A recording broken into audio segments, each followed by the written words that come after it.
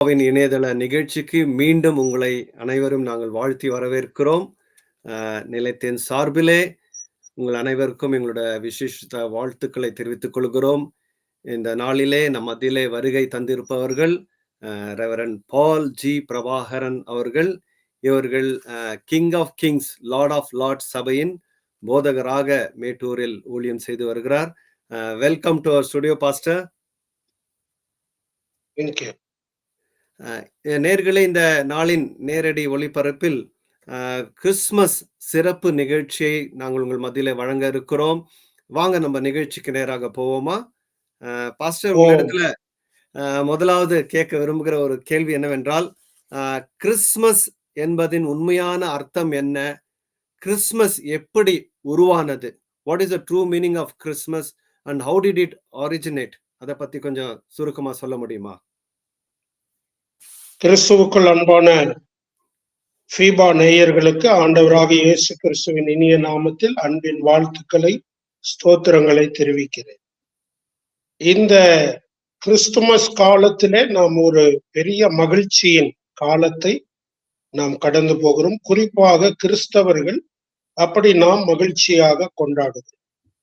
ஆனால் இந்த கிறிஸ்துமஸ் என்ற வார்த்தையை நாம் பிரித்து பார்த்தால் கிரைஸ்ட் கூட்டல் மாஸ், அப்படி என்றால் கிறிஸ்துவின் பிறப்புக்காக ஒன்றாக கூடி வருதல்.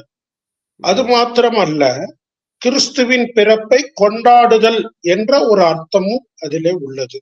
ஆகவே கிறிஸ்து இந்த பூமிக்கே இரட்சகராக அவர் வந்தபடியினால் இந்த பூமியில் உள்ள எல்லா ஜனங்களுக்கும் அது ஒரு மகிழ்ச்சி தருகிற செய்தி. ஆகவே அதை நாம் கொண்டாட வேண்டும்.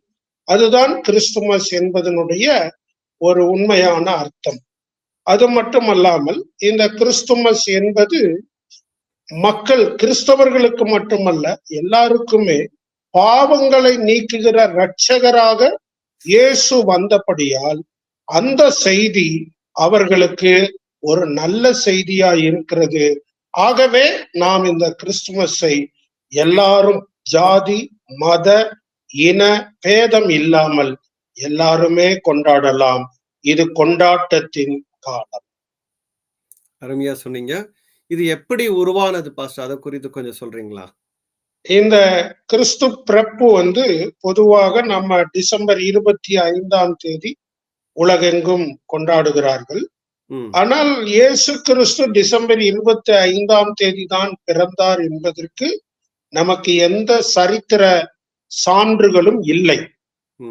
ஆனால் என்னவென்றால், இயேசு பிறந்தது சரித்திர நிகழ்வு, இது ஒரு கற்பனை நிகழ்வு அல்ல. ஏனென்றால் ஆண்டவராகிய இயேசு கிறிஸ்துவுடைய பிறப்பு இந்த உலகத்தின் சரித்திரத்தையே கிறிஸ்துவுக்கு முன், கிறிஸ்துவுக்கு பின், பிசி அண்ட் ஏடி என்று பிரித்திருப்பதன் மூலமாக இயேசு கிறிஸ்து ஒரு கற்பனை கதாபாத்திரம் அல்ல, அவர் சரித்திரத்தில் வந்தவர் என்று நமக்கு தெரிகிறது. இந்த மாதங்களை பிரித்தல், வருடங்களை பிரித்தல் என்ற அந்த நிகழ்வுகள் அந்த நாட்களில் இல்லாததினால் நமக்கு அந்த குறிப்பிட்ட தேதி இன்னதென்று தெரியாது. ஆனால் இது கிறிஸ்தவர்களால் உண்டாக்கப்பட்ட ஒரு பழக்கம் அல்ல.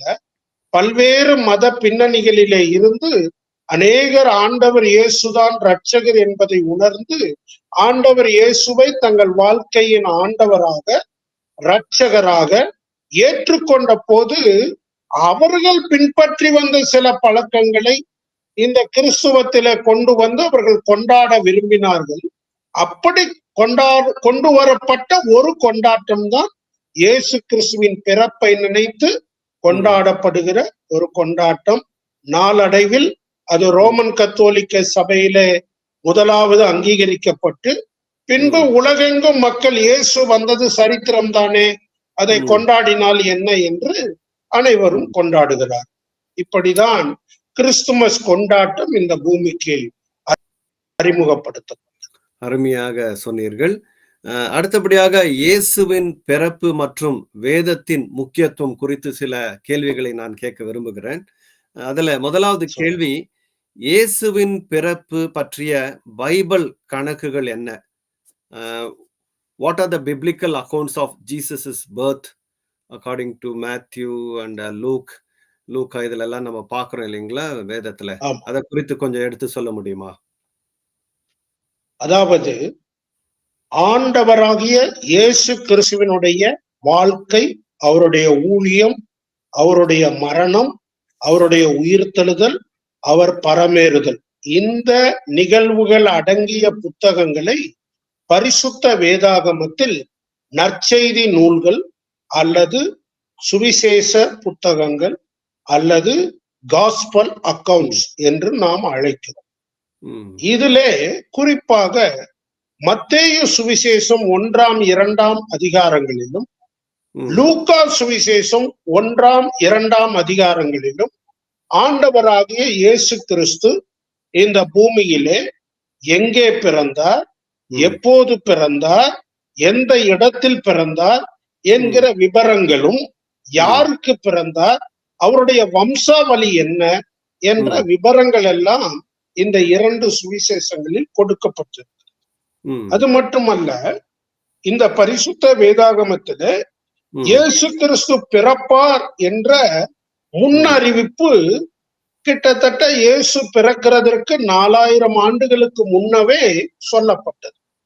மனிதனை கடவுள் படைத்து ஆதி மனிதனாகிய ஆதாமும் ஏவாளும் இந்த பூமியிலே கடவுளின் வார்த்தையை கேட்காமல் பாவம் செய்த போது கடவுள் தம்முடைய மீட்பின் திட்டத்தை அவர்களுக்கு அறிவிக்கிறதை ஆதியாகமம் 3 அதிகாரம் 15 வசனத்திலேயே வாசிக்கிறோம்.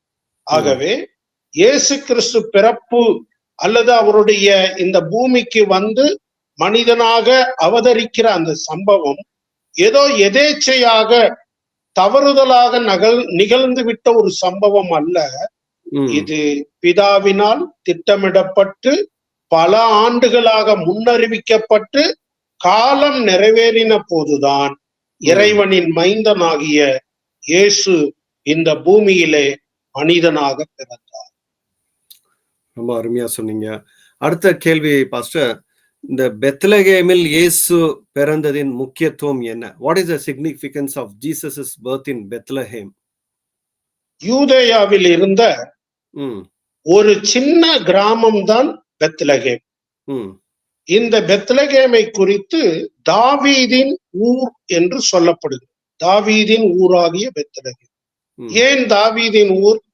தாவீது இஸ்ரவேல் வம்சத்தார் மத்தியிலே ஒரு மிகவும் புகழ்பெற்ற ராஜாவாக, ஒரு அரசனாக அவர் பதவியேற்று மக்களை நடத்தின ஒரு கோத்திர தலைவனாகவே அந்த தாவீது கருதப்பட்டார்.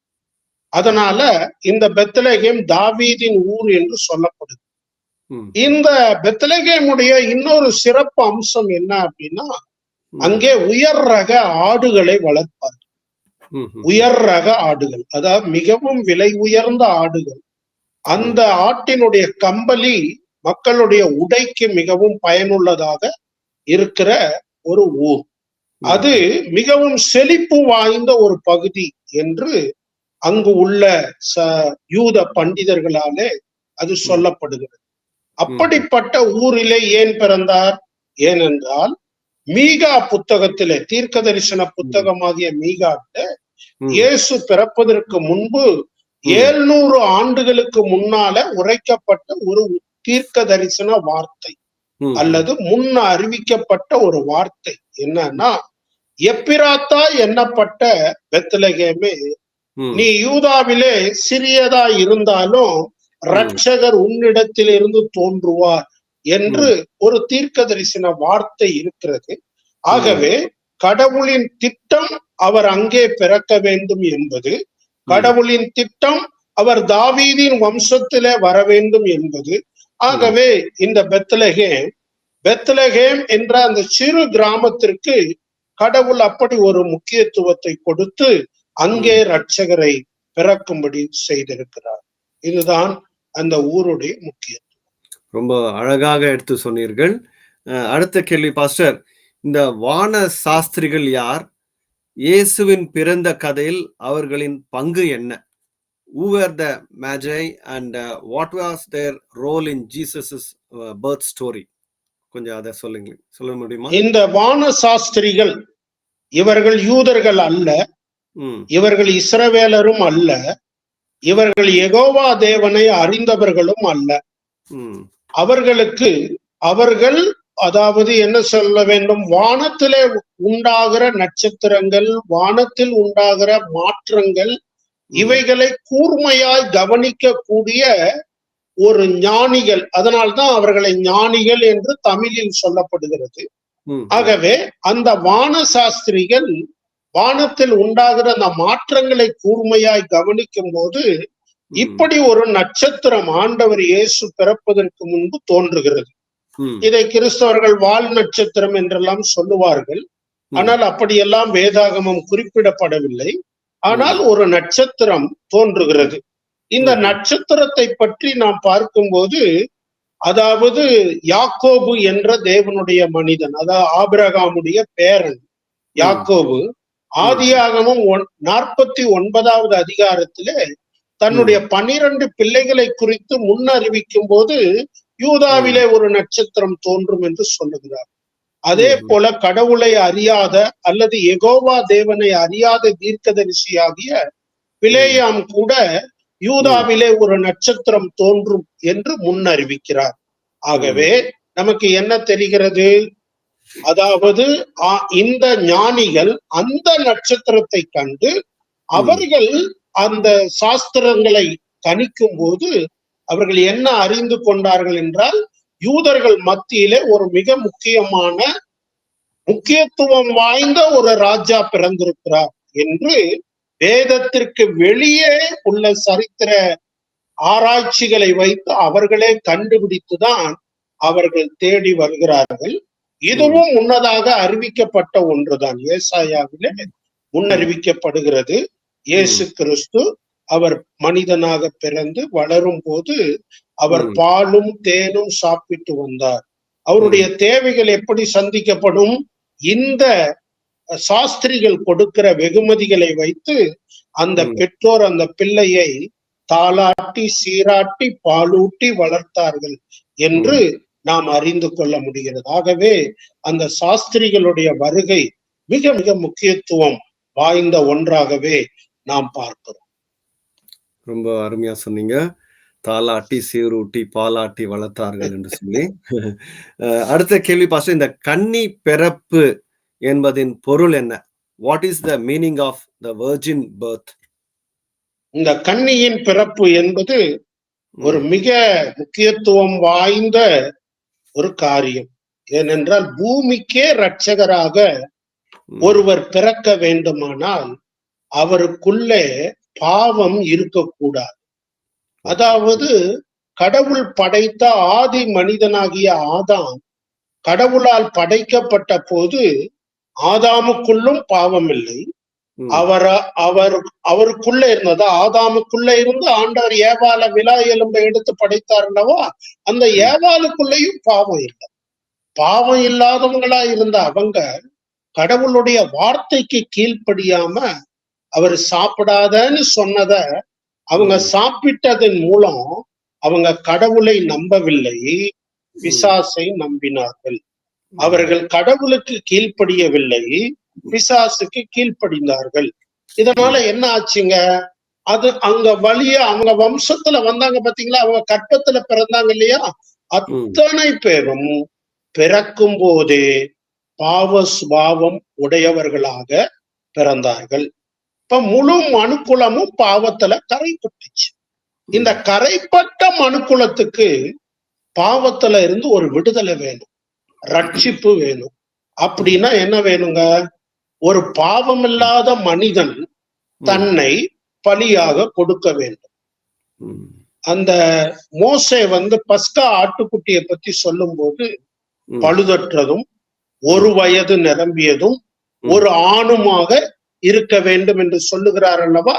அது போலதான் இங்கே நாம் என்ன பார்க்கிறோம்? இயேசு கிறிஸ்து என்கிற அந்த இரட்சகர் பாவமற்றவராய் இருக்க வேண்டுமானால் அவர் ஆண் உறவிலே பிறந்தால் அவரும் பாவம் உள்ளவராகத்தான் இருப்பார். ஆகவே கடவுள் ஒரு கன்னிகையின், அதாவது புருஷனை அறியாத ஒரு பெண், திருமணம் ஆகாத ஒரு பெண்ணுடைய கற்பத்தை பயன்படுத்தி அந்த கற்பத்திலே தன்னுடைய மகனை உருவாக்கி பூமிக்கு அனுப்ப பரலோகத்தின் பிதாவாகிய தேவன் தீர்மானித்தார். அதைதான் நாம் ஏசாயாவிலே பார்க்கிறோம். என்ன பார்க்கிறோம்? ஏசாயா 7ஆம் அதிகாரம் 14வது வசனத்திலே உங்களுக்கு ஒரு அடையாளம் கொடுக்கப்படுகிறது.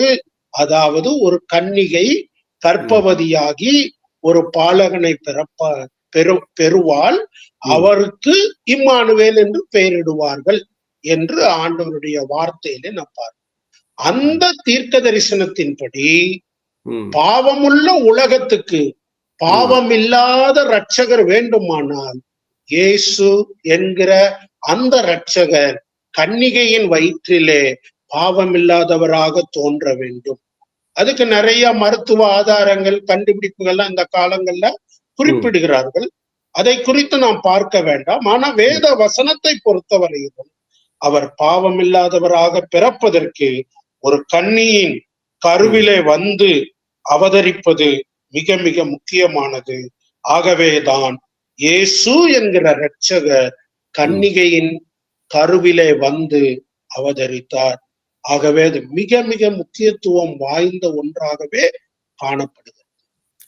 ரொம்ப அருமையா சொன்னீங்க. வேதத்தின் ஆதாரத்துடன் இது அநேகருக்கு சரியா விளங்காம இருந்திருக்கும். இந்த நாளிலே பாஸ்டர் மூலமாக அநேகருக்கு விளங்கியிருக்கும் என்று சொல்லி நாங்கள் விசுவாசிக்கிறோம். அடுத்த கேள்வி பாஸ்டர், இயேசுவின் பிறப்பு எவ்வாறு பழைய ஏற்பாடு தீர்க்க தரிசனங்களை நிறைவேற்றுகிறது? How does Jesus' birth fulfill Old Testament prophecies? மிக ஒரு நல்ல கேள்வியை கேட்டீர்கள். அதாவது ஏற்கனவே நான் சொன்னது போல ஆண்டவராகிய இயேசு கிறிஸ்துவினுடைய பிறப்பு என்பது திடீரென சரித்திரத்திலே நிகழ்ந்துவிட்ட ஒரு விபத்து அல்ல. இது கடவுளால் முன்கூட்டி திட்டமிடப்பட்ட ஒன்று. அதாவது மனிதர்கள் கணிக்க முடியாத காலங்களுக்கு முன்னாலேயே இது திட்டமிடப்பட்ட ஒன்று. ஆகவே அவர் திட்டமிட்ட அந்த ரட்சிப்பை எப்ப இருந்து வெளிப்படுத்த ஆரம்பித்தார் அப்படின்னு நீங்க பார்த்தீர்களானால், ஏதேன் தோட்டத்திலேயே ஆதாம் ஏவாள் இடத்துல அவர் சொல்லுகிறார், உனக்கும் அவளுக்கும் உன் வித்துக்கும் அவள் வித்துக்கும் பகை உண்டாக்குவேன், அவர் உன் தலையை நசுக்குவார், நீ அவர் குதிங்காலை நசுக்குவாய் என்று ஆதியாகமம் 3:15 தேவன் அந்த சர்ப்பம் என்று சொல்லப்படுகிற பிசாசுக்கும் மனுஷியாகிய ஏவாளுக்கும் அவர் கொடுக்கிற ஒரு வார்த்தை. அந்த வார்த்தை நிறைவேறுவதற்கு பிதாவாகிய தேவன் உடனடியாக செய்யவில்லை. சரித்திரத்தில் அதற்கு 400 ஆண்டுகள் 4000 ஆண்டுகள் கடந்து போக வேண்டியதா இருக்கும். 4000 ஆண்டுகள் கழித்துத்தான் கடவுள், பிதாவாகிய கடவுள் தம்முடைய குமாரனாகிய இரட்சகர் இயேசுவை இந்த பூமிக்கு அனுப்புகிறார். இதுதான் முதல் தீர்க்க தரிசனம், மனிதர்களுக்கு வெளிப்படுத்தப்பட்ட முதல் தீர்க்க தரிசனம். அதற்கு பிறகு நாம் பார்ப்போமானால், நோவா காலத்தில் ஒரு பேழை செய்ய சொன்னார், அவர் பேழை செய்தார். அந்த பேழை எதை குறிக்கிறது? கடவுளை நம்புகிறவர்கள் அல்லது இரட்சகர் இயேசுவை நம்புகிறவர்கள் திருச்சபைக்குள்ளே இணைக்கப்படுவதற்கு ஒரு அடையாளமான ஒரு சம்பவம்.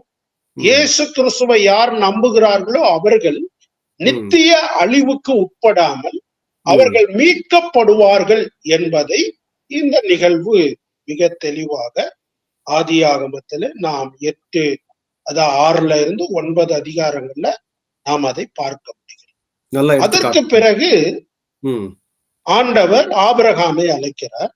ஆபிரகாமுடைய வாழ்க்கையில ஆண்டவர் ஆதியாகமம் 12ஆம் அதிகாரம் 3வது வசனத்திலே இப்படி சொல்லுகிறார், நீ ஆசீர்வாதமாய் இருப்பாய், உனக்குள் பூமியில் இருக்கிற எல்லா வம்சங்களும் ஆசீர்வதிக்கப்படும். எப்படி பூமியில் இருக்கிற எல்லா இனங்களும் அவருக்குள் எப்படி ஆசீர்வதிக்கப்படும்? அதற்கு ஒரே வழி, பூமியில இருக்கிற எந்த இனத்தவராய் இருந்தாலும், எந்த நாட்டுக்காரராய் இருந்தாலும், எந்த மொழி பேசுகிறவர்களாய் இருந்தாலும் அவர்கள் எல்லாரும் இயேசுவை நம்பும் போது அவர்கள் ஆபிரகாமுடைய வம்சத்தாராக கருதப்படுகிறார்கள். அதை அப்போஸ்தலனாகிய பவுல் கலாத்தியர் 3ஆம் அதிகாரத்திலே குறிப்பிடுகிறார். ஆகவே மத்தேயு 1ஆம் அதிகாரம் 1ஆம் வசனத்திலே ஆபிரகாமின் குமாரனாகிய தாவீதின் குமாரனாகிய இயேசு கிறிஸ்துவின் வம்ச வரலாறு என்று பார்க்கிறோம். ஆகவே இயேசு கிறிஸ்துவை விசுவாசிக்கிற எல்லாரும் ஆபிரகாமின் சந்ததியாராய் இருக்கிறார்கள். அப்படித்தான் எல்லாரும் ஆசீர்வதிக்கப்படுகிறார்கள். ஆகவே தீர்க்க தரிசனங்கள் மூலமாக இயேசு கிறிஸ்து வருவார் என்று சொன்ன செய்தி இந்த பூமிக்கு எப்படி ஆசீர்வாதமாய் மாறினது என்று நாம் பார்க்கிறோம். இது போல வேதாகமத்துல பல தீர்க்க தரிசனங்கள் உள்ளன. இப்படி எல்லா தீர்க்க தரிசனங்களுடைய நிறைவேறுதலாகத்தான் ஆண்டவராகிய இயேசு கிறிஸ்து பிறந்தார். மத்தேயு எழுதின சுவிசேஷத்துல அவர் அடிக்கடி மத்தேயு, அது யூதர்களுக்காக மத்தேயு அந்த சுவிசேஷத்தை எழுதினபடியால் அடிக்கடி பழைய ஏற்பாட்டில் உள்ள தீர்க்க தரிசனங்களை அவர் மேற்கோள் காட்டி தீர்க்க தரிசனம் உரைத்தபடியே, தீர்க்க தரிசனம் நிறைவேறும்படியாய் என்று அதை குறிப்பிடுகிறதை நாம் மத்தேயுவில் அதிகமாய் வாசிக்க முடியும். எனவே ஆண்டவராகிய இயேசு கிறிஸ்து தீர்க்க தரிசனங்களின் நிறைவேறுதலாகவே பிறந்தார் என்பதை நாம் தெளிவாக உணர முடிகிறது. அருமையா சொன்னீங்க பாஸ்டர். இப்ப நம்ம இந்த இறையல் முக்கியத்துவம், தியாலஜிக்கல் சிக்னிபிகன்ஸ்க்கு நம்ம சில காரியங்களை பார்க்கலாம். இந்த இயேசுவின் பிறப்பு எவ்வாறு கடவுளுடைய அந்த அன்பையும் மனதுருக்கத்தையும் காட்டுகிறது, மனத்தாழ்மையும் காட்டுகிறது, இதை குறித்து ஒரு சில வார்த்தைகளை சொல்ல முடியுமா? How can Jesus' birth demonstrate God's love and humility? ஆண்டவராகிய இயேசு கிறிஸ்துவுடைய பிறப்புல அவருடைய பிறப்பே ஒரு எளிமையான பிறப்பு. அவர் ஒரு ராஜ வம்சத்திலே, தாவீதின் வம்சத்திலே பிறந்திருந்தாலும் கூட அவர் ஒரு பெரிய ராஜ அரண்மனையிலே பிறக்கவில்லை. ஒரு தச்சனுடைய பாதுகாப்பிலே ஒரு மரியாள் என்ற ஒரு உத்தமமான ஒரு ஏழை இளம் பெண்ணுடைய கற்பத்திலே தான் அவர் உற்பவித்து பிறந்தார். அதிலே அவருடைய எளிமை விளங்குகிறது. ஆனால் யோவான் 3ஆம் அதிகாரம் 16ஆம் வசனத்திலே நாம் பார்க்கும்போது ஆண்டவராகிய தேவன் எப்படி கிறிஸ்துவை நமக்காக கொடுத்ததினாலே நம்மீது அன்பு கூர்ந்தார் என்று அந்த வார்த்தை சொல்லுகிறதை நாம் அறிந்திருக்கிறோம்.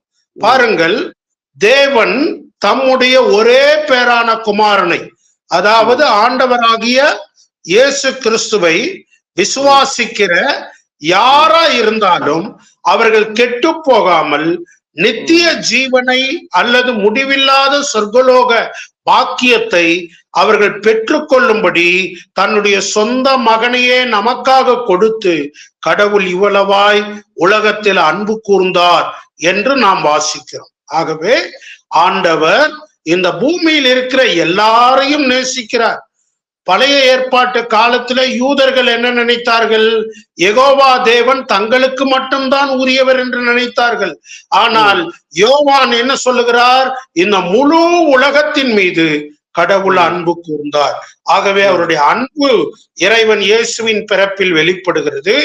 அவருடைய பிறப்பு முதல் தக்க இறப்பு வரை அப்போஸ்தலனாகிய பவுல் பிலிப்பியர் 2ஆவது அதிகாரத்திலே இயேசு கிறிஸ்து அடிமையின் ரூபம் எடுத்து மனுஷர் சாயலானார், சிலுவையின் மரண பரியந்தம் தம்மை தாமே தாழ்த்தி பிதாவுக்கு கீழ்ப்படிந்தவரானார் என்று வாசிக்கிறோம். அப்ப அங்கே அவருடைய தாழ்மையும் அவருடைய கீழ்ப்படிதலும் வெளிப்படுகிறது. ஆகவே இயேசு கிறிஸ்து, அதாவது வருவதற்கு முன்னால் தேவன் காணக்கூடாதவர், சேரக்கூடாதவர், அவரை நாம் பார்க்க முடியாது, அவரை பார்த்தால் மரித்து போவோம் என்று நினைத்து கொண்டிருந்தார்களே, அந்த எண்ணங்களை மாற்றும்படி அன்பின் ரூபம் கொண்டு கிருபையும் சத்தியமும் நிறைந்தவராக ஆண்டவர் இயேசு பிறந்தார், தாழ்மையுள்ளவராக இருந்தார்.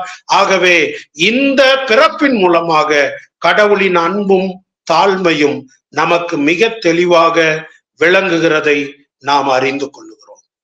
அருமையா சொன்னீங்க பாஸ்டர். அடுத்த கேள்வி, இந்த இயேசுவின் பிறப்புக்கும் அவருடைய பிறக்கால ஊழியத்திற்கும் மரணத்திற்கும் உயிர்த்தெழுதலுக்கும் என்ன தொடர்பு இருக்கிறது? What is the connection between Jesus birth, is later ministry, death and resurrection? இதை குறித்து சில வார்த்தைகளை சொல்லுங்களா?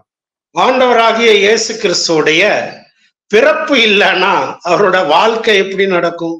ஊழியம் எப்படி நடக்கும்? அவர் எப்படி மரிக்க முடியும்? ஆக ஆரம்ப புள்ளி எங்கதான்? அவர் ஒரு மனிதனாக வந்து பிறப்பதில் தான் இருக்கிறது. அடுத்தது நீங்க பாத்தீங்கன்னா, பிற மதங்களிலே அவதாரங்களை நம்புகிறார்கள். அங்கு அவதாரங்கள் என்று சொல்லி நம்பப்படுவது என்ன தெரியுங்களா? திடீரென்ற ஒரு இறைவனுடைய தோற்றம் உண்டாகும். ஒரு ஏழைக்கோ ஒரு அநியாயத்துக்குட்படுத்தப்பட்ட ஒரு நபருக்கோ நீதி செய்து அந்த அவதாரம் என்கிற அந்த கோட்பாடு மறைந்து விடும். ஆனால் இயேசு கிறிஸ்து மனிதர்கள் மத்தியிலே பிறந்தார், வளர்ந்தார், வாழ்ந்தார், ஊழியம் செய்தார், தன்னுடைய உயிரை கொடுத்தார், அதன் பின்பு உயிரோடு எழுந்தார். இது அத்தனைக்கும் ஆரம்பம் அவர் நம்மை போலவே ஒரு கற்பத்திலே உற்பவித்து பிறப்பதில் தான் இருக்கிறது. ஆகவே அவருடைய வாழ்க்கை, அவருடைய ஊழியம், அவருடைய மரணம், அவருடைய உயிர்த்தெழுதல் எல்லாவற்றுக்கும் ஆரம்பம் தான் இயேசுவின் பிறப்பு என்பதை வேதம் மிக தெளிவாக நமக்கு சொல்லிக் கொடுக்கிறது. அருமையா சொன்னீங்க. இவ்வளவு நேரம் நம்ம அநேக காரியங்களை கேட்டோம். இப்ப இந்த தனிப்பட்ட பிரதிபலிப்பு மற்றும் பயன்பாடு, பர்சனல் ரிஃப்ளெக்ஷன் அண்ட் அப்ளிகேஷன், இப்ப நம்ம கேட்ட செய்தி பிரகாரம் என்ன செய்யலாம்னு சொல்லி சில வார்த்தைகளை நம்ம பார்க்கலாம். இந்த பார்க்கும்போது கிறிஸ்துமஸ் சொல்லும் போது நிறைய இந்த கமர்ஷியலிசம்னு சொல்றாங்க இல்லைங்களா? நிறைய இந்த விற்பனை வியாபாரங்கள் எல்லாம் நடந்துட்டு நிறைய பிசினஸ் எல்லாம் பிஸியா இருக்கிறாங்க. இந்த சூழ்நிலையில எப்படி நம்ம உண்மையான கிறிஸ்துமஸ நம்ம கொண்டாட முடியும்? நல்ல ஒரு கேள்வியை கேட்டீங்க. அர்த்தமுள்ள கிறிஸ்துமஸை கொண்டாட நாம் அழைக்கப்படுகிறோம். கிறிஸ்துவின் பிறப்பை நாம் நினைவு கூறும் போது இந்த கிறிஸ்துவின் பிறப்பிலே நாம் எப்படி உண்மையான சந்தோஷத்தை அடைய முடியும் என்றால், இயேசு இந்த பூமியில் இருக்கிற எல்லா மனிதர்களுக்காகவும் பிறந்தாரே தவிர கிறிஸ்தவர்கள் என்ற ஒரு கூட்டத்திற்கான தெய்வம் அவர் அல்ல. எல்லாரையும் நேசிக்கிறபடியால் நாம் இந்த நாட்கள்ல எல்லாரும் கிறிஸ்துமஸ் ட்ரீ வைப்பாங்க, கிறிஸ்துமஸ் தாத்தா வருவாங்க, கிறிஸ்துமஸ் அலங்காரங்கள் பண்ணுவாங்க, வீட்டை சுத்தம் பண்ணுவாங்க, உணவு போன்ற காரியங்கள்ல என்ன செய்வாங்க? அவர்கள் மகிழ்ந்து உணவு போன்ற காரியங்களை பகிர்ந்து கொள்ள, இப்படி பல காரியங்கள் இருந்தாலும் கூட மிக முக்கியமான காரியம் என்ன? இயேசு எதற்காக பிறந்தாரோ அந்த செய்தியை நாம் மற்றவர்களுக்கு சொல்லுகிறோமா? தெரியாதவர்களுக்கு நாம் சொல்லுகிறோமா? தெரியாதவர்களுக்கு நாம் இந்த நல்ல செய்தியை சொல்லும் போது அவர்கள் ஆண்டவராகிய இயேசுவை தங்கள் உள்ளத்துல நம்புவார்கள். அவர்கள் நம்பும் போது அவர்களுடைய பாவங்கள் மன்னிக்கப்படும்.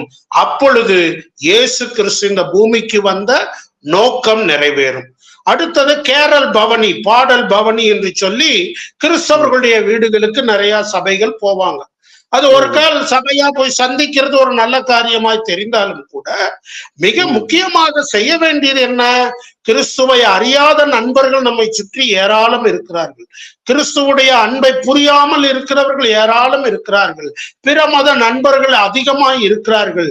அவர்களிடத்தில் சென்று இயேசுவின் அன்பை நம்முடைய வெகுமதிகள் மூலமாக, நம்முடைய பரிசு பொருட்கள் மூலமாக, நாம் கொடுக்கிற உணவை பகிர்ந்து கொள்வதன் மூலமாக இயேசுவின் அன்பை நாம் வெளிப்படுத்தும் போது இது அவர்களும் ஆண்டவரை அறிந்து கொள்வதற்கு மிகவும் ஒரு அருமையான தருணமாய் இருக்கிறது. ஆகவேதான் அருட்பணி இயக்கங்களோட தலைவர்கள் சொல்லுவாங்க, கிறிஸ்துமஸ் காலம் நற்செய்தி அறிவிப்பதற்கு ஒரு பொற்காலம் என்று சொல்லுவார்கள். ஆகவே நாம் இந்த நாட்களிலே இயேசு கிறிஸ்துவுடைய நற்செய்தியை பிறருக்கு அறிவிக்கிறதிலே நாம் கவனமாய் இருப்போமானால், அது மட்டுமல்ல, நாமே புத்தாடை உடுத்தி கொள்ளாமல் இல்லாத ஏழைகளுக்கு புது ஆடைகளை எடுத்து கொடுத்து அதிலே நாம் மகிழ்வோமானால் அது ஆண்டவருடைய மனதை மகிழ்ச்சி படுத்தும். குஷ்டரோகத்துல பாதிக்கப்பட்டவங்க, பார்வை இல்லாதவங்க, உடல் ஊனமுற்றவங்க, அப்படிப்பட்டவர்களுக்கு கூட நாம் உதவி செய்து அர்த்தமுள்ள விதத்துல இந்த கிறிஸ்துமஸை நாம் கொண்டாடலாம். அருமையாக சொன்னீங்க. கடைசியாக ஒரு கேள்வி உங்களிடத்துல கேட்க விரும்புகிறேன். இந்த கிறிஸ்துமஸின் உண்மையான அர்த்தத்தை மற்றவர்களுக்கு, குறிப்பாக இயேசுவை அறியாதவர்களுக்கு நாம் எப்படி பகிர்ந்து கொள்வது? இந்த உலகத்துல பார்க்கும்போது ஒரு பக்கம் கொண்டாட்டம் கிறிஸ்துமஸ், இன்னொரு பக்கம் பார்த்தா நிறைய பிரச்சனைகள் நிறைந்த இந்த உலகத்துல எப்படி நம்ம அந்த லைஃபை பேலன்ஸ் பண்ண முடியும்? கொண்டாட்டம் இந்த பக்கம், ஜனங்களுக்கு இயேசு தேவை. நாம் எப்படி இந்த காரியத்தை சமாளிக்க முடியும்? எப்படி நம்ம லைஃபை பேலன்ஸ் பண்ணலாம்? கடைசியாக நீங்க சொன்னீங்கன்னா, அப்புறம் எப்படி இந்த காரியங்கள்லாம் நம்ம இயேசு கிறிஸ்துவின் அன்பை மற்றவங்களுக்கு வெளிப்படுத்தலாம் இந்த கிறிஸ்துமஸ் காலத்துல? அதை சுருக்கமா சொன்னீங்கன்னா நம்ம முடிச்சிடலாம் இந்த நிகழ்ச்சியை. ஏற்கனவே நாம் சொன்னது போல, ஆண்டவராகிய இயேசு கிறிஸ்துவினுடைய பிறப்பின் செய்தியை நாம் பிறருக்கு தனிப்பட்ட முறையில் நாம் செய்யலாம். அன்பின் வெகுமதிகள் மூலம், அன்பின் சேவைகள் மூலம் நாம் தேவனுடைய அன்பை அவர்களுக்கு காட்டலாம். அடுத்தது, தனிப்பட்ட விதங்களிலே எத்தனையோ பேர் தனிமையிலே வாடுகிறார்கள், வியாதியிலே தத்தளிக்கிறார்கள், மன நிம்மதி இல்லாமல் தடுமாறுகிறார்கள், கெட்ட பழக்கங்களுக்கு அடிமைகளாய் இருக்கிறார்கள். அவர்களுக்காகவெல்லாம் நாம் இறைவனிடம் பிரார்த்தனை செய்யும் போது இயேசு கிறிஸ்துவின் இரத்தத்தின் வல்லமை அவர்களை அந்த அடிமை பழக்கங்களில் இருந்து விடுதலையாக்கும். அதன் மூலமாக அவர்களும் இந்த மகிழ்ச்சியை நம்மோடு கூட சேர்ந்து கொண்டாட முடியும். இப்படி நாம் ஆண்டவருடைய அன்பை பிறருக்கு காட்டுவதன் மூலம் அவர்களோடு இணைந்து நாம் அவர்களுக்கு இயேசுவின் அன்பை கொடுப்பதால் மட்டுமே அவர்களுடைய வாழ்க்கையில அர்த்தம் உண்டாகும், நிம்மதி உண்டாகும், சமாதானம் உண்டாகும். அதைத்தான் இயேசு கிறிஸ்துவும் விரும்புகிறார். அதனால்தான் இதோ எல்லா ஜனத்துக்கும் சந்தோஷத்தை உண்டாக்கும் நற்செய்தி என்று தேவ தூதர்கள் சொன்னார்கள். அருமையாக சொன்னீங்க பாஸ்டர். இந்த நிகழ்ச்சியில் கலந்து உரையாடின அருமையான நம்முடைய போதகர் பாஸ்டர் பால் பிரபாகரன் அவர்களுக்கு நிலையத்தின் சார்பிலும் நேயர்களாகிய உங்கள் சார்பிலும் நன்றிகளையும் வணக்கத்தையும் தெரிவித்துக் கொள்கிறோம். கர்த்தர் தாமே உங்களை அளவில்லாமல் ஆசீர்வதிப்பாராக. உங்களையும் உங்கள் குடும்பத்தையும் உங்கள் ஊழியங்களையும் கர்த்தர் ஆசீர்வதிப்பாராக. என்ன நேயர்களே, உங்களுடைய கருத்துக்களை நீங்கள் எங்களுக்கு தெரியப்படுத்த விரும்பினால் info@fibaonline.org இந்த இமெயில் ஐடிக்கு நீங்க தெரியப்படுத்தலாம், அல்லது எங்களுடைய தொலைபேசி எண் 9480585042க்கு கூப்பிடலாம். இதே போல அடுத்த நிகழ்ச்சியில் பார்க்கும் வரைக்கும் உங்களிடத்திலிருந்து விடை பெறுகிறோம். கர்த்தர் தாமே உங்களை ஆசீர்வதிப்பாராக. உங்கள் எல்லாருக்கும் அட்வான்ஸாக ஹாப்பி கிறிஸ்மஸ் விஷயம் நாங்கள் தெரிவித்துக் கொள்கிறோம். கர்த்தர் இந்த காலகட்டத்தை உங்களுக்கு ஆசீர்வதித்து கொடுப்பாராக. ஆமேன். God bless you.